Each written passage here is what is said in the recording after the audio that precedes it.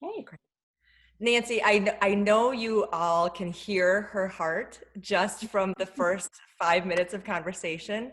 Thank you so much for being with us today. Thank you. Tahare is our also kind of the resident agriculture buff, and we have been so excited to hear your story and to hear you talk about regenerative agriculture and your passion. And what I love about Nancy, so would love to introduce you to the group. What I love about Nancy is that she's a seeker. She's a Mhm. heart seeker. She seeks information. She seeks knowledge. She seeks things that give her purpose. She's a discoverer. In fact, that's actually how we met. She was seeking a doctor to care for her elderly patient or parents, and she sought me out, in prevention, and then through our conversations, we've discovered that we have a lot of common ground. We have a lot in common, mostly in the realm of this discovery of life, letting life unfold. The other thing I love about Nancy is she is in her what we call second mountain. So she's retired from her, primary um, career, so to speak, and so now she has this freedom to seek out what really makes your heart sing. And we've had a lot of conversations revolve around that. And one of those things is regenerative agriculture. And so I was really inspired to have her come just have a conversation with Nancy about regenerative agriculture, how it came into your life, Nancy, and what about it inspired you so much to make this a big part of your second mountain. So welcome, and we're really excited to hear your story and hear more about Thank this love you. of Thank you. Well, thank you very much for having me, all of you. This is it. It feels like such a gift to my heart and to my soul to be asked to share my story. Um, do you want me to just launch right in? yours. Absolutely. Okay. Absolutely. Okay. So just let me know. Just jump in whenever, because my story is very eclectic. And I don't know if you know that board game, The Game of Life, but I've always thought that if I actually mapped out my life on a board game, it would be hilarious.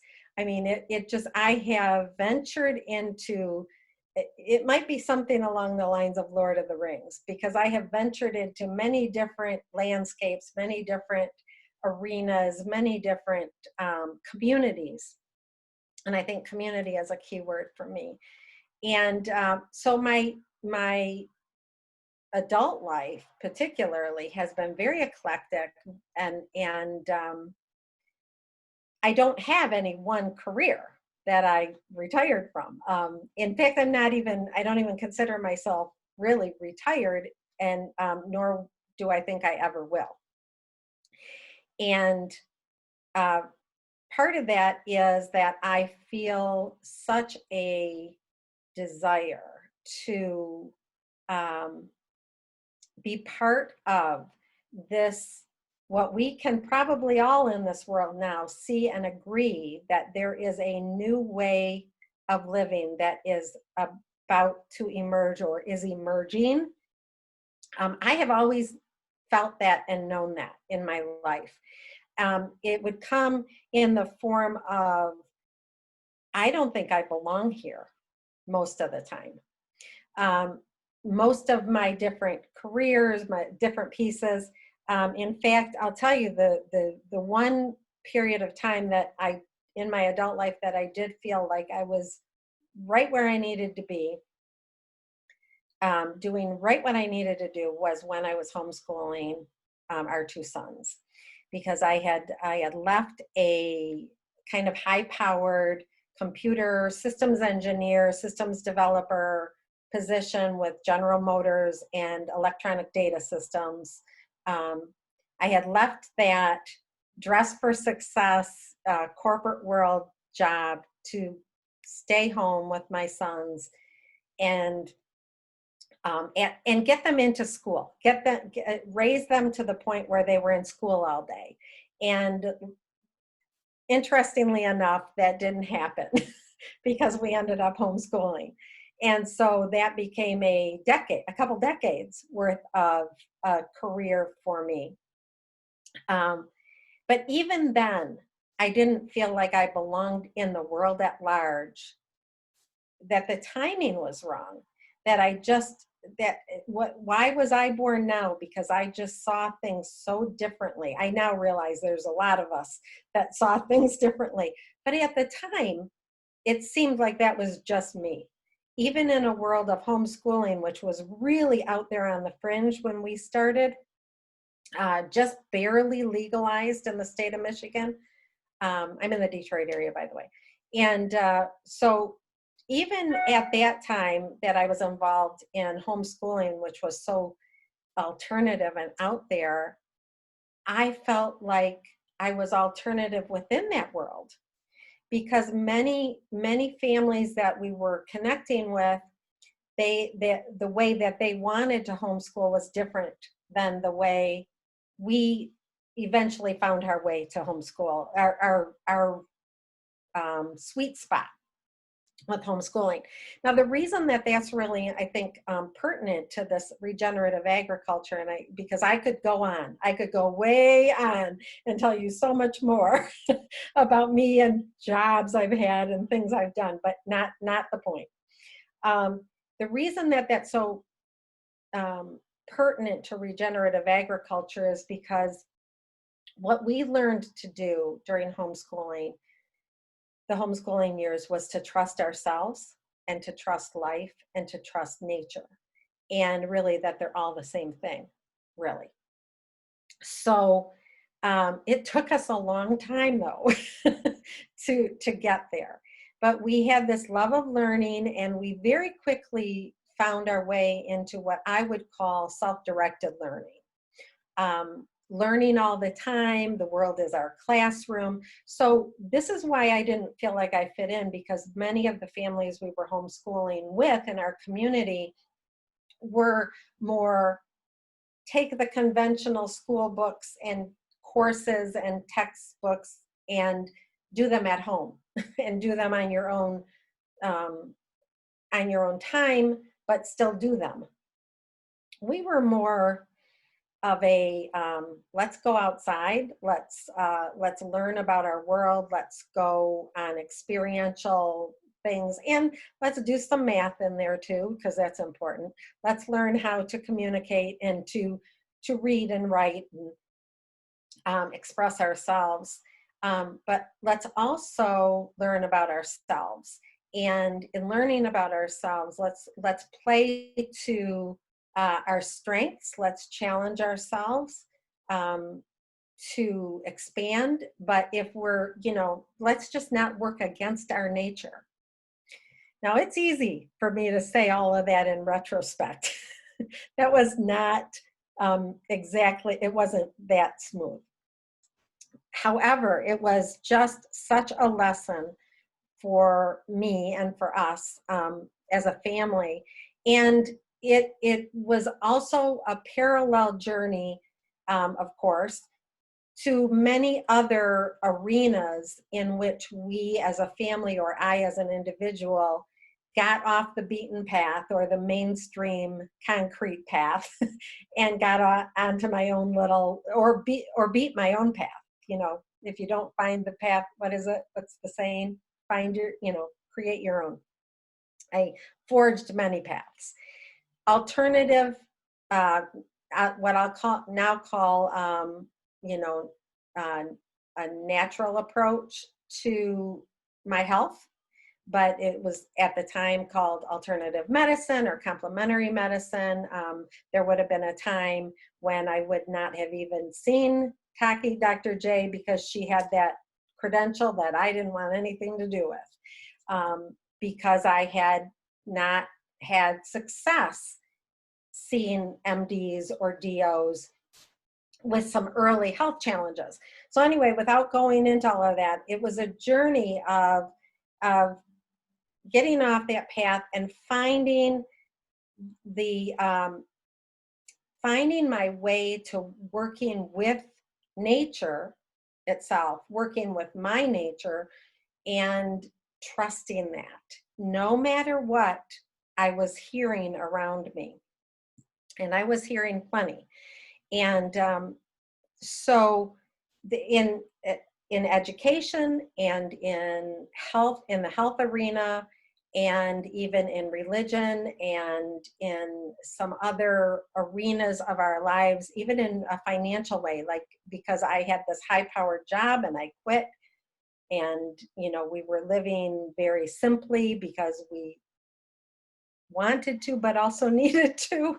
And so a lot of all these arenas that I have been in, and there's more that so about a year and a half ago, I had been working just for strictly for the economic reason of earning the money. I was working for a medical school, and I was in the administration, and I was sitting at a desk all day typing, and there were I loved the people that I worked with. I loved the students, but it was not a fit for me, and it was making me sick, sicker and sicker, less healthy. So I finally had to just realize I need to just up and leave. So, so I did. That was a year ago, February. And from then until now, I have been sitting in the, because I do need to work. I do need to work for economic reasons at some point here. But so I was sitting in there and thinking, okay, at this point in my life, what is it? Where do I belong? And what's my role? And I don't have any one particular field, or I have a lot of what I feel is expertise or valuable skills and perspective to share, but it's not in one package that has a label. And then there's the things that I can do. I was sharing with Taki recently, there are things that I can do per my resume that now feel smothering to me. They just feel like I can't, not one more day, not one more moment. I cannot sit at a computer. I can't take a job where I'm going to be sitting at a computer all day long. I need to move for my physical health, for my emotional and mental health. I need the right fit. So I was doing a lot of reflection for many months, and I would try things on, and I would notice what felt good and what didn't. And I would honor that. And I had to make some tough, decisions about removing myself from endeavors or communities that I had previously been involved in, and say nothing personal. This was a wonderful fit for a while. It's not a fit any longer, that type of thing. So now we're back probably about, I don't know, November or December, just a handful of months ago. And I'm sitting there and I'm thinking, where do I belong? Where do I belong? And, doing a lot of yoga, meditation, all these things, listening. Okay. So I can't even remember how it came to my attention. I had heard of regenerative agriculture before. In fact, I have a niece in Ohio. She and her husband are regenerative agriculture farmers, or they're practicing regenerative agriculture.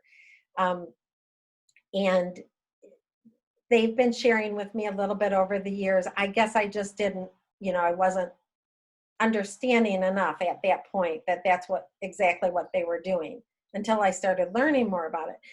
But I can't remember what the aha moment was. But anyway, the reason that it attracted me, or the reasons, I'll try to condense these down. I would say mm, two, maybe three reasons here. The first, and I'll get a little bit more into this in a moment, but the first was that when I was, whatever it was that caught my attention, I realized right away that this was regenerative agriculture itself is a choice, a lifestyle choice that in and of itself addresses most, if not all, of those things in the world that have been eating away at me, that I felt just shouldn't be the way they are. The environment and the degradation of our environment, the degradation of people's health, and more. And I'll get into those in a moment. So I thought, oh, okay, as I saw whatever it was I saw, I thought, wow, this can address so many problems that have been eating away at me. Now that's important because part of my alternative health story is that I've had gut issues from the time I was probably 3 years old. I know that now in looking back. The reason those doctors were not able to help me in the 1980s, the early 1980s, was simply they did not have the information. They did not have the awareness, the knowledge of the importance of gut health, the microbiome, I had been a infant on antibiotics because of ear infections, so one of the bazillion of us. And so from the time I was very young, I had these health issues that were non-diagnosable at the time, I guess would be the way to put it. So it didn't really, wasn't a healthy child, but I was not sick enough. I just kind of got by. But it hit me in my early 20s. And it just really started taking me out of commission for this day or that day, or I just didn't have energy and that type of thing. That was in my 20s. And then it took, having my children, my younger son, it is almost a carbon copy of me in terms of metabolically, and he started going through the same things.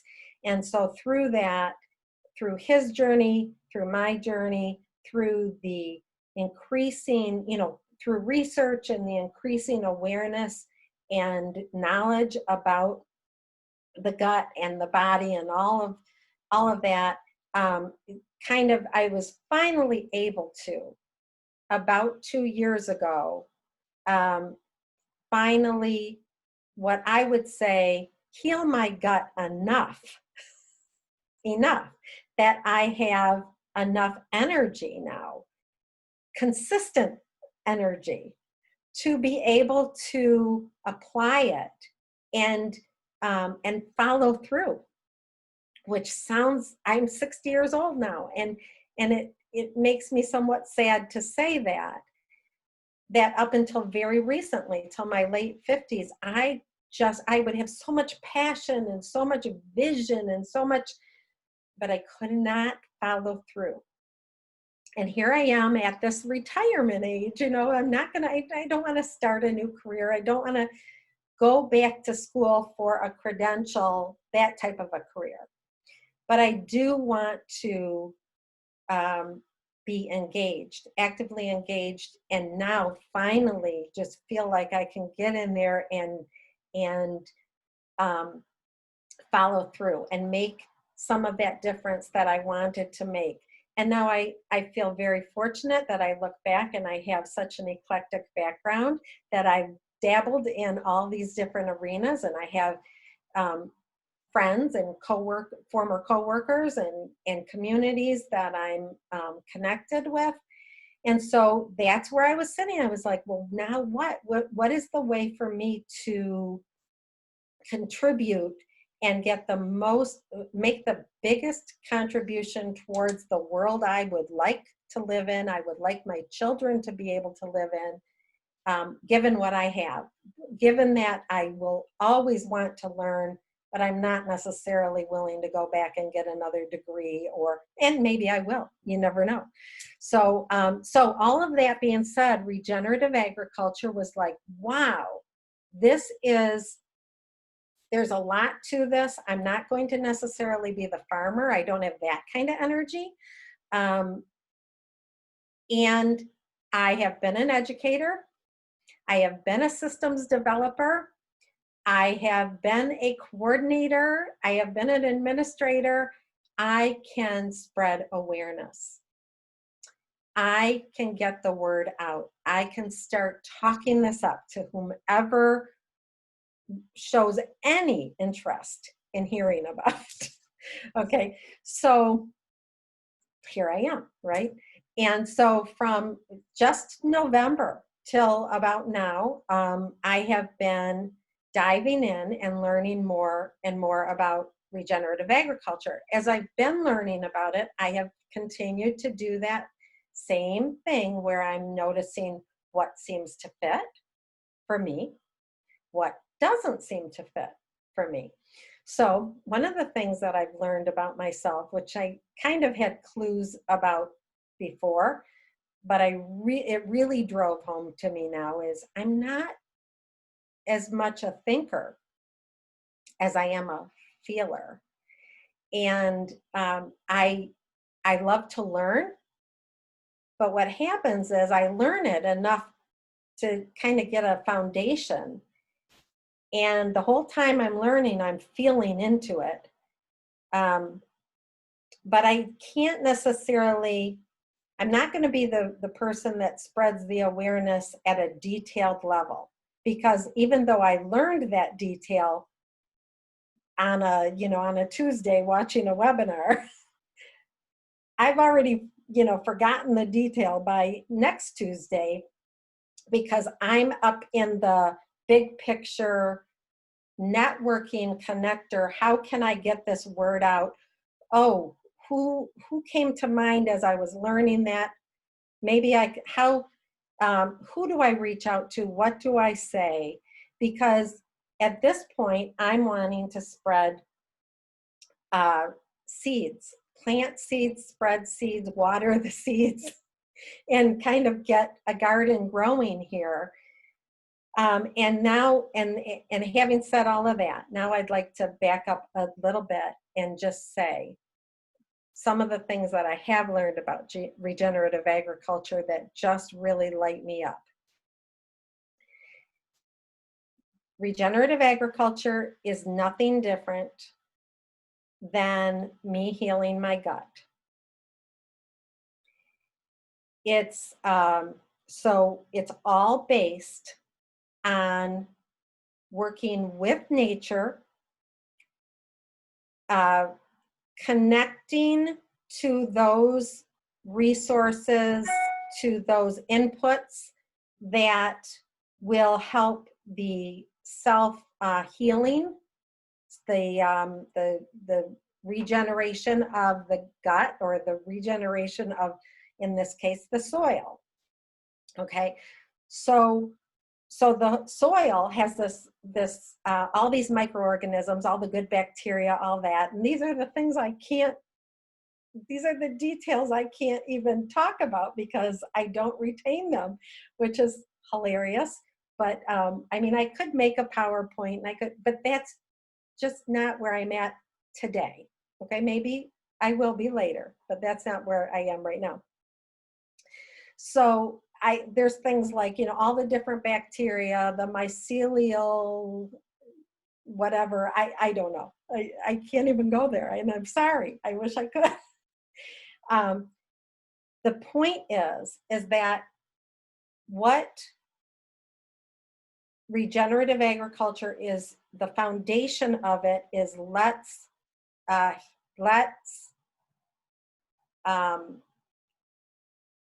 regenerate the soil, or let's allow the soil to regenerate itself into a healthy ecosystem of its own.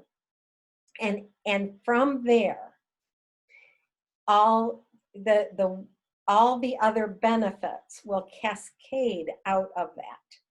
So you have healthy soil, and we'll get back to how you get the healthy soil in a few moments. But let's say you've used these practices, these regenerative agricultural practices, and you've allowed the soil to regenerate itself and create itself back into health.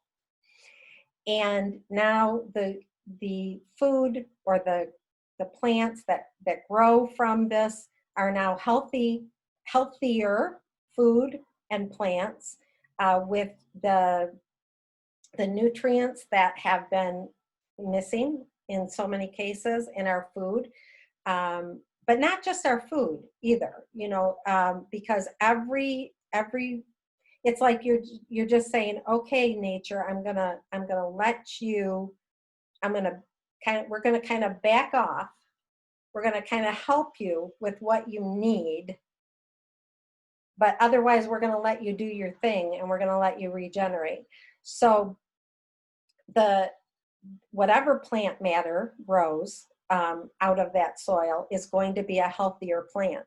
And so whatever its job is, whether it's food or whether it's for the bees to pollinate, whatever, it's all going to be healthier. So then what happens is now you begin to attract back into that environment, into that space around there, the animals that left because they didn't have the sources, the plant sources, or the water sources. Water is a part of this as well.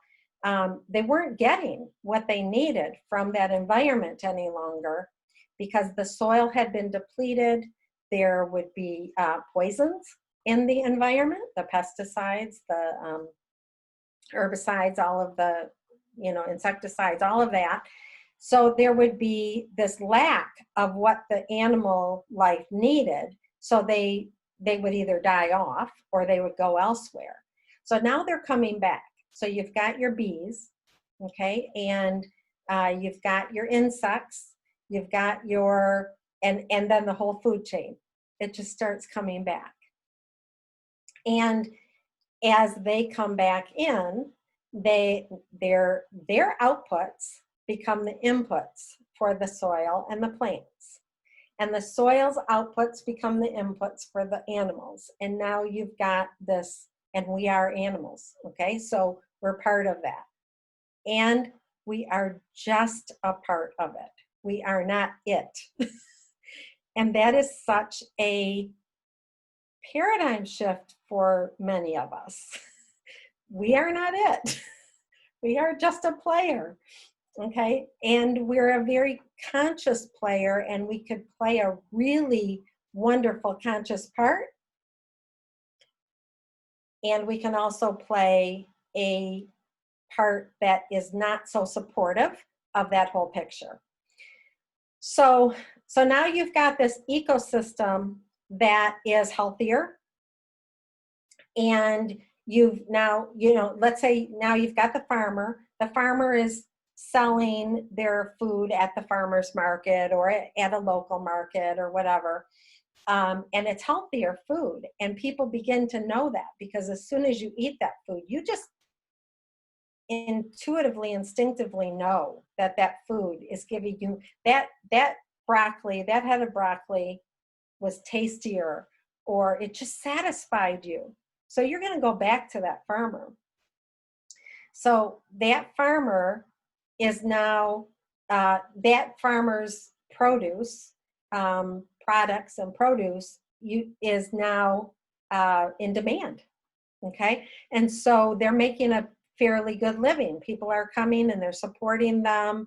And that farmer is also, this is just the general story here, that farmer is also a much happier person, relatively speaking, because they are working with nature. They are working on something they're passionate about, that they love. They're feeding people and those people are happy, and everybody's, so this is what's happening. Okay, so it's like, it's really going well. Okay, now the economy changes. Okay, this is not like a theory. This is actually happening around. You can like study communities where this is actually happening, and over a period of years you can see you've got happier people, you've got healthier people, you've got stronger, more resilient communities that are more focused on local, but thinking very global and collective, and we're all in this together. Okay, now back to that whole soil thing. Okay, another key part of what the healing of the soil is very dependent on that whole photosynthesis. It's all about the photosynthesis cycle, I guess. Okay, again, I'm not the scientist here. I'm not going to be able to speak to this other than to say at a very high and simple level, you've got, again, the photosynthesis that's going to put the oxygen out into the air, right? But it also sequesters carbon out of the air into the soil, into the roots.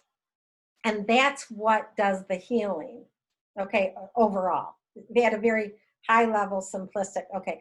Now, if we're pulling carbon out of the atmosphere, we are, and photosynthesis goes on wherever there are green plants and sun, okay?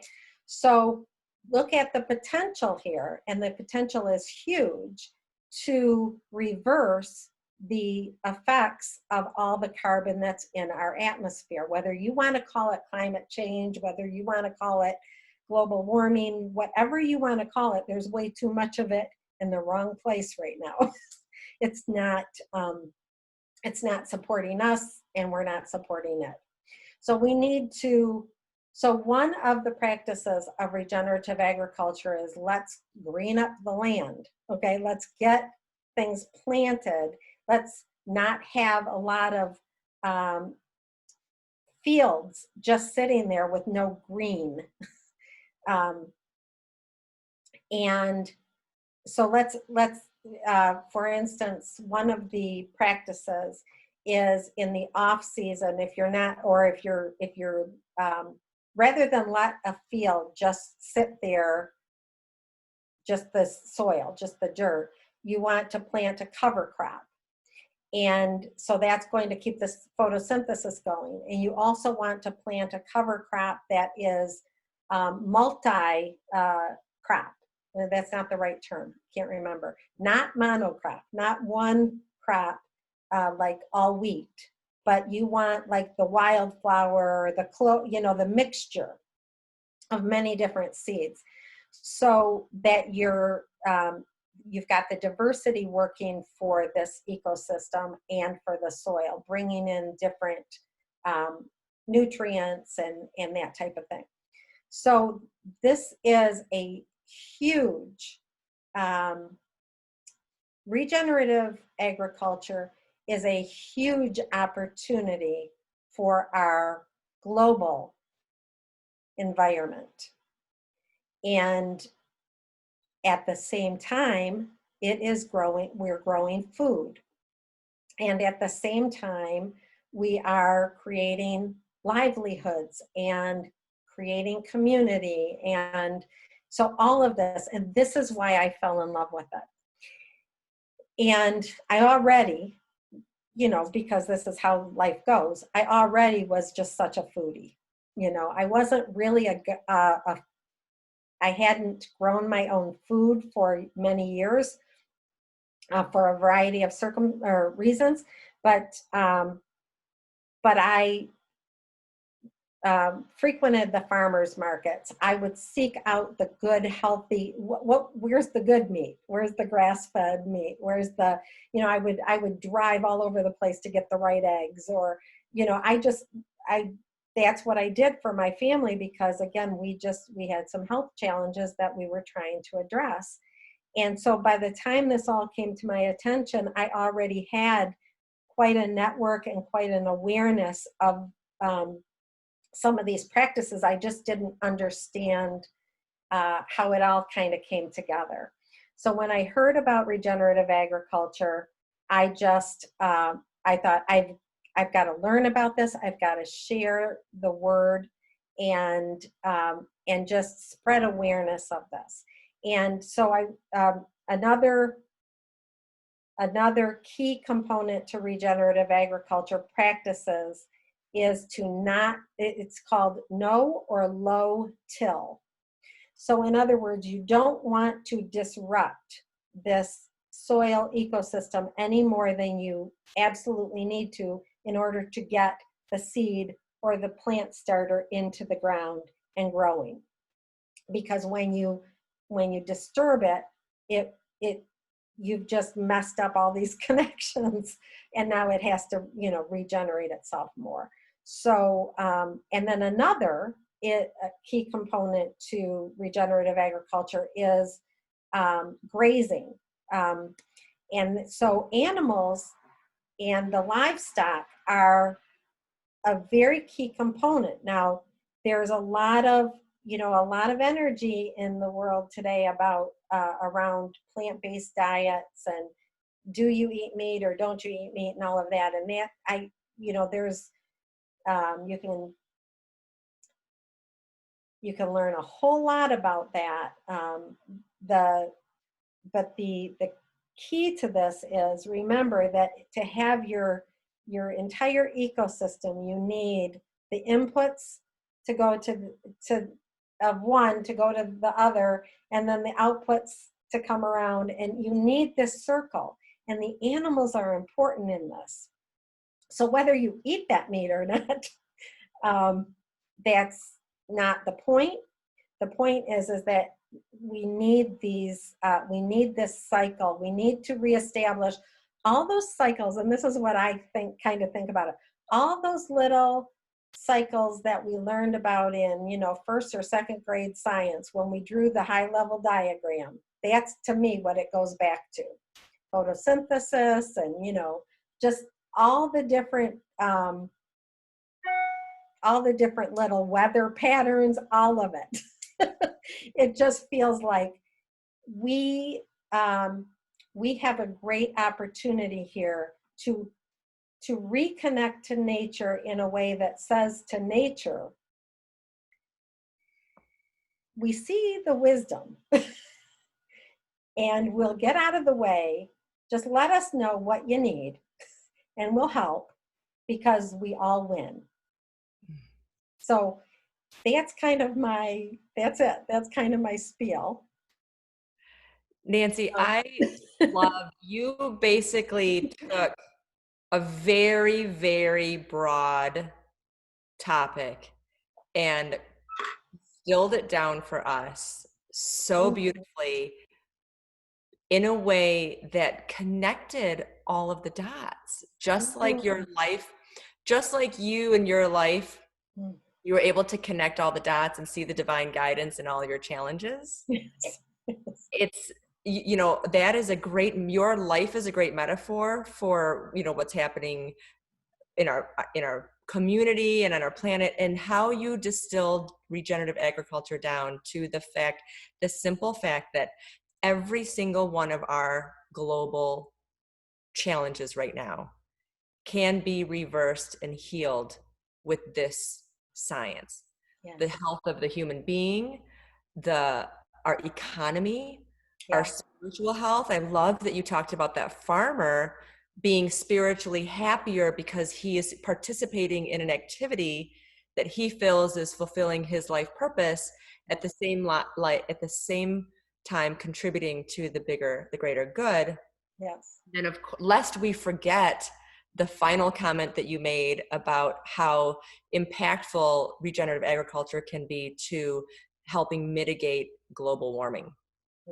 Whether or not you believe it's an entity, we don't even, we don't have to call it global warming. Why don't we call it the increased temperature of our planet? Why don't we use that term?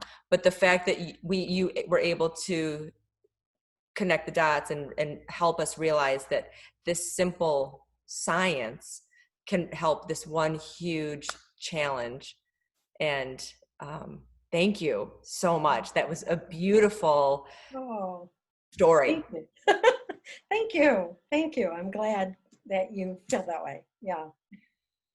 I do believe that I mentioned, I am really owning that networker connector energy inside of myself, that connect the dots.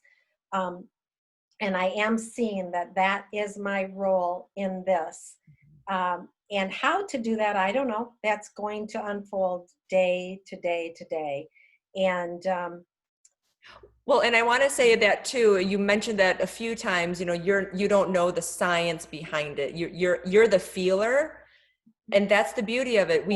I feel like when we take on too much responsibility, or when we feel like we need to take on too much, our true gift is not able to flourish, because we're not honoring our true gift. Like, your true gift is speaking and feeling, whereas somebody else's true gift might be distilling that information and putting it in a PowerPoint and talk about, photosynthesis and the Krebs cycle and all that. yes. Whereas somebody else's gift, like I saw Kim, I believe Kim was just writing furiously because she's the writer. So when we open ourselves up to and ask for help and guidance, Kim might be writing down your story so that, that story can be perpetuated in a form that you don't need to be an expert at. Let somebody else be that expert for you. Yeah. And that's what I love about this group, that what we're doing is we all have different strengths, and we're here to really uplift each other and focus on each other's strengths, Yes. and bring things to light that are very valuable. Yes. And I think, I thank you. And I think that's such a good point, and also just such a good opportunity for us in this world right now, all of us, to realize we have some big, huge opportunities, challenges, whatever you want to call them, that are being presented to us now, right in our face every day. We are not going to be able to affect the type of change necessary or desired without linking together and linking with our strong, with our strengths linked together, and let the rest of it go. And we don't even have to see it as weaknesses, strengths versus weaknesses. It's more, these are my strengths. These are my pieces to the global puzzle. Anything else about me, I don't, it's not even pertinent right now. I'm not going to look at it like I need to develop a strength in that, because that's not my job anymore. My job at this point is to take what I'm passionate about, what I have to offer, and link up, just like this, with all the other people who have a similar desire and vision for the world to mine. And I'm finding there are many of us. And many of us, probably most of us, have been, each of us, in a silo, thinking we had to do all of it. And we can't. No one person can do all of it. So I just absolutely love what your group is about and what you're doing. It's incredible. The name alone. I'm one of 5 siblings, and the rest are all brothers. Okay, so the advancement for all women, or of all women, is near and dear to my heart. So thank you. Yeah. So Nancy, I'm sure it is no coincidence. I'm thinking, well, first of all, there's so many similarities of your journey to our journey. And then I was thinking about kind of what Taki was saying about how, oh, you're the networker and not needing to know the science or retain the Mhm. science behind it or Mhm. build the PowerPoint. But that is what regenerative agriculture, ultimately it's all about, right? Is that absolutely everything has a place in the Mhm. ecosystem. Yes. And so, right, like you can't be both the magnesium and the nitrogen. Yes. Can't both be the canopy, right? You can't be both the orchard and the frog. I Yeah. love that. That is wonderful. Yeah. Mhm. I was just listening to you and I'm like, oh, that's so beautiful. And I honor that because I do. I agree. I think that often we all, especially women, we want to take on all of it. We want to solve all the world's problems. We Yes. want to make that garden healthy all by ourselves, but we cannot do it alone. Mhm. Yeah. And then also I wanted to share this quote. So I have it in one of our bathrooms. I have it on a plaque on my desk here. And we cannot segregate the human heart from the environment outside us and say that once one of these is reformed, everything will be improved. Man is organic with the world. His inner life molds the environment and is itself also deeply affected by it. The one acts upon the other, and every abiding change in the life of man is the result of these mutual reactions. Oh, So wow. our kids were raised with that, and Yes. that's right. Like there's so much in the garden. There's Yes. the science and Yes. the math, and there's biology and chemistry, and Mhm. um, but the kids were raised with that, and basically their takeaway was like, oh, so humans are just plants with souls. We need the sun, we need the nutrients, we need Mhm. the water. Mhm. Yeah. Yeah. Beautiful. But I just wanted to thank you. I Oh. loved, and I am always excited when I find out I'm not alone. I was having a conversation with somebody a couple of weeks ago or a week ago, and I said, yeah, I get it. I'm from the future. But when I hear you, I'm like, oh, Nancy's from the future too. Thank you. Thank you. Oh, Yes. thank you. Yes. It's You hard know, to live outside that box. yes. And you mentioned something about, especially us as women, we think we have to do it all. Well, we were raised to think, okay, at least I was, and many of my friends, like whatever nobody else does, you kind of have to pick it up and do it. So you have to kind of be this woman of, just that superwoman, or that, just, if you don't know how to do it, figure it out and handle it. Just handle it. And there's many other pieces to that. That's a different conversation. However, I think that as a connector, I'm so filled with hope and encouragement that so many powerful women are now beginning to speak up and to be very honest about what they're interested in and what they're not interested in, and what and so many women coming together, because it really truly, in my opinion, there's a lot of wonderful men in the world. There's a lot of wonderful people in the world. It is going to be women, strong women, who lead us all into the new ways that we need in order to coexist on this earth. Yeah. Thank you. Yeah. And Nancy, if I can share a little bit, Yeah. I loved your story so much because I felt super connected as well. That just I wrote a ton of notes, but just the fact that you're a feeler, I'm the same way. Like I'm like here, I show up and I feel and I listen, and I'm full of passion in many different things as well. Like I think we all are. And it's kind of like I totally related to you when you were talking about how you just didn't feel like, what'd you say? Like you didn't feel like you belong here. Like I've felt like that a lot throughout my life. You always feel a little bit different.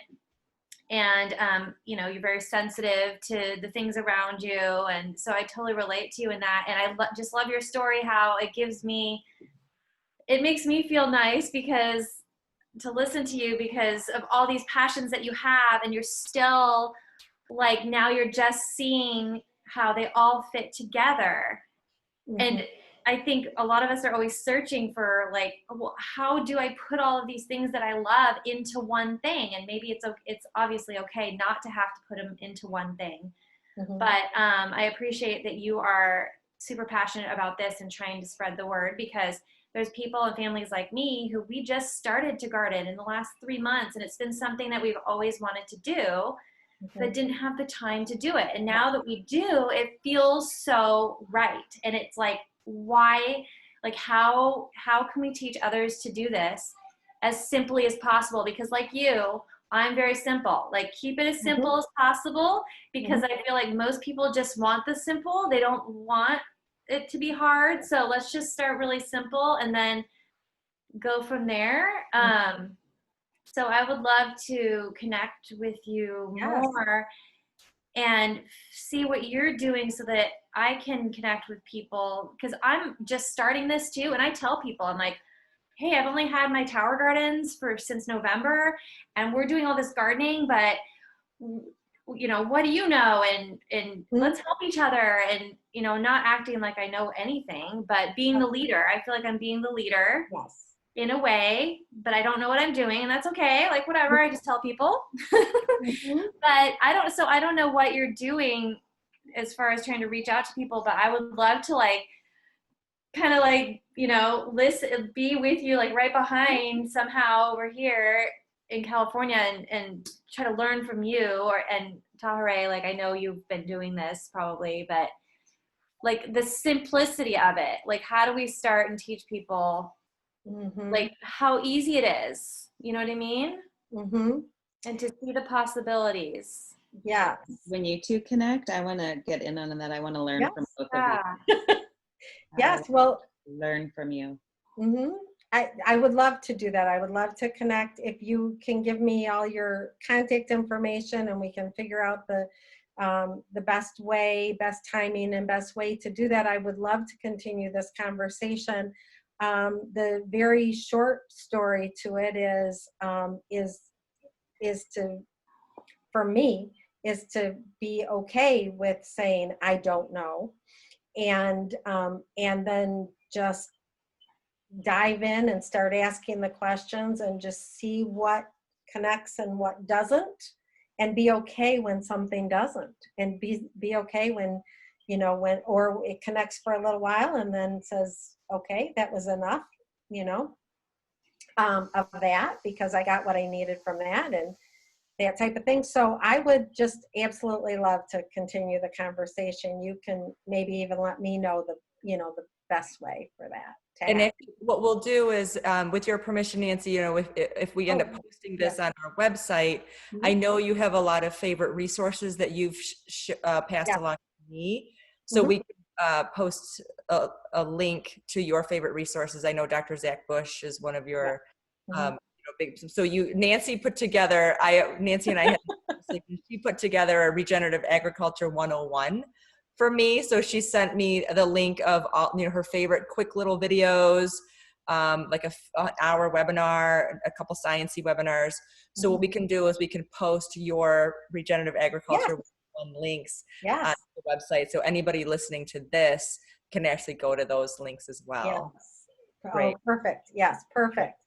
Wow. Yes, absolutely. And I'm sure that if we get together, we can even maybe come up with more, whether they go on the website or not, or maybe we just have a repository.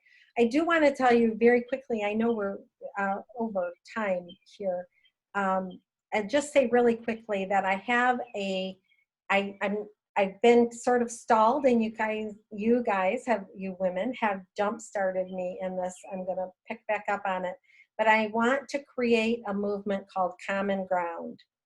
And I want that movement to focus on healing the divisiveness that is in our society through contemplating, exploring what our common ground is, and then celebrating our diversity, you know, as we each, because the diversity is where our beauty and our color is. But our common ground as life forms, I'm just going to say, I'm not even going to say as humanity, our common ground is where we need to start. We need to start, well, maybe we don't need to. That's my current I love June your 2nd, 2020 opinion. But I love your I love vision. you. Yeah. Nancy, your vision is so beautiful. And, you know, I always think about the image of a garden when you have diverse plants and flowers. It's so beautiful. If they were all the same, it would be boring and dull. And so, you know, we are the flowers of one garden. And that image of unity and diversity and common ground is so dear to my heart. And I wanted to share a few of the things that really stood out to me when you were talking, is that this capacity to listen to your desires. And that's a theme for some reason that really is significant to me right now. How can we as women support each other to listen to our deep yearnings and desires and to express that and to act on those? And your life is a testimony to that, to leave a corporate job and to follow the yearning in your heart to homeschool and to make those changes, not just to feel it, but to act on it. And that takes courage. And I think when we make change, there's fear that we often have to go through. So I really admire that you really listened. And the question of, in that listening to who you are, to your gifts, your unique beauty, that the question, where do I belong? And I admire that you had the capacity through yoga, listening deeply to yourself, to go even further and make decisions about leaving communities that were no longer serving and nurturing your soul and a fit for who you are in the world. So your authenticity is so beautiful. And I think this is something that a lot of us are really hungry to live out. And one of the things we're trying to do is really support women in that process. Listen to your desires, the yearnings deep inside you, to see each other's gifts, to learn together. And I love the I don't know, that we're communities learning together. If we knew everything, the world would be not what it is right now. We have a lot to learn together. So I just so appreciate you sharing today. I really look forward to, and I hope we can on our Facebook page maybe post some of those links. And oh yes, what a gift today. Thank you so much for being here. Oh, well, you are welcome. And thank you to all of you. This has been a gift to my soul and to my heart, and just, and I think that what you're doing again as a group is such a gift to the world and so needed right now. So I look forward to watching it unfold. I subscribed, and I will do that homework. I will go back and read about you, and I will, you know, keep up, because, you know, I feel like you are all a part of my community now, my current, you know, community, that I feel like we're all in alignment with the vision for what we want for this world. So thank you.